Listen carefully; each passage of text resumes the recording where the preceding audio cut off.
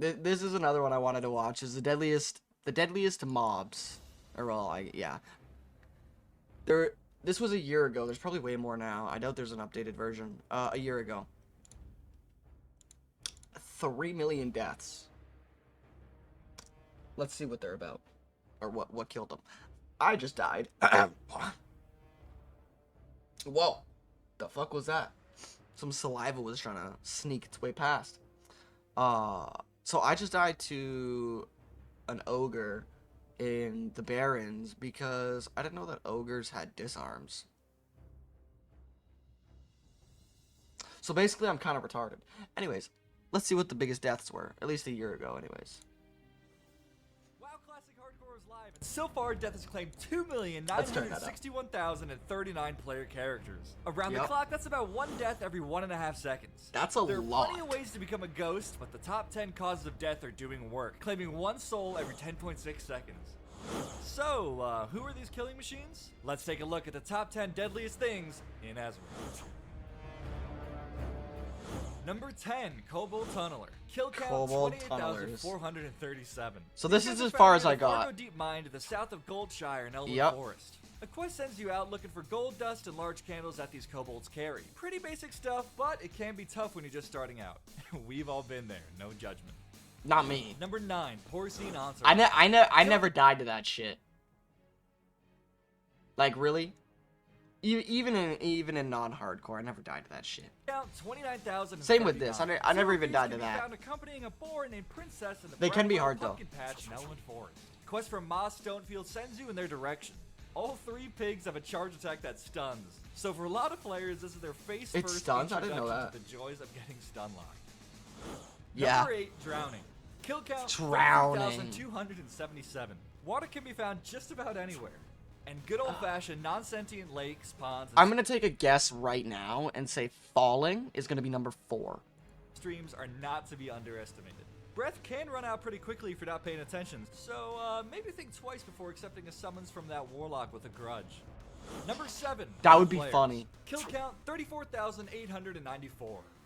By default, PvP is disabled on hardcore servers, but unless you're a coward, you should immediately turn it on. Battlegrounds are disabled as well, but you can still die for your flag carrier by assembling a pre-made Wow, just calls you out. Like, this is from Blizzard. Group for war games. For settling fucking called out, defending dude. one's honor, or just to prove superior combat prowess, the time-honored tradition of Makara cannot be overlooked. Duels to the death are a new feature in hardcore. Lose, and it's all over. But win, you get a stacking buff called String of Ears that keeps count of how much better you are than everyone else is at PvP. That's all it does. It's not a buff. Number 6, Defias Pillager. Kill count 35,070. These guys are deadly. Found in the western. That's why I didn't fuck with them. So on my hardcore character, or not on my hardcore character, on my anniversary, my classic anniversary realm character, I'm not even fucking with these guys right now. I went somewhere else because I was like, I'm gonna get a little more levels on me before I fuck with these guys. Part of Westfall, they're scary. These range casters are not to be taken lightly. Even Ragnaros himself gets jealous about how hard their fireballs hit. Plus, they spawn pretty fast, so it might be a good idea to get off their lawn before you sit down for a drink. Number 5, Wendigo. Kill count 35,000. Really? These Yeti-like snow monsters can be found in the mountains of Dunmorrow, just southwest of Ironforge. Actually, not far from the starting area for gnomes and dwarves. They're found in fairly dense packs, where attacking one probably means gaining the attention of at least a pair at a time. That's true. Frost Breath is a frontal AoE that can hit multiple targets at once. So, at least you get to die with your friend.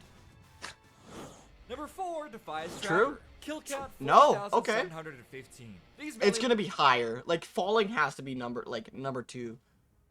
At least. Mobs can be found all over Central and Northern Westfall. And they've got a backstab ability that hits like a truck if they get behind you, which is great for them because you'll probably pull too many and try to run away. Yeah, that's why they're so powerful, because when you run... Yeah, right here. Back and post their sick parse in the Defias guild chat. Yeah, so when you're running, then they backstab you and do extra damage, and you're usually running when you're low on health, so then they do even more damage, and if they're a higher level, then they do a crushing blow, which does even more damage, so you're just fucked. Number 3, Voidwalker Minion. Kill count 44,891. These guys are tough. Voidwalker minions can be found alongside their Burning Blade Apprentice Summoners and Skullrock Durotar. 2 things about them. 1, they don't despawn when their apprentice dies. Yep. Surprise! And 2, they tend to respawn right as you leave the cave. Number 2, Kobold Miner. Kill count 67,717. Really? Kobold miners can be found in the Dead mine mines and the Jasperlope mine in Elven Forest. Their no, pierce no, armor no, ability it's reduces specifically armor those by ones. Oh yeah, no, because 50%, it's humans. but they're That was stupid to say. Not dead mines. Yeah, wait. How? Like, how do you die to a kobold? environment is really what makes them deadly. These are some of the first enclosed areas new players come across, and many just aren't prepared to maneuver safely when fighting. And finally, the number 1 deadliest thing in Azeroth? Gravity. Fallen. It was 1. It was number 1.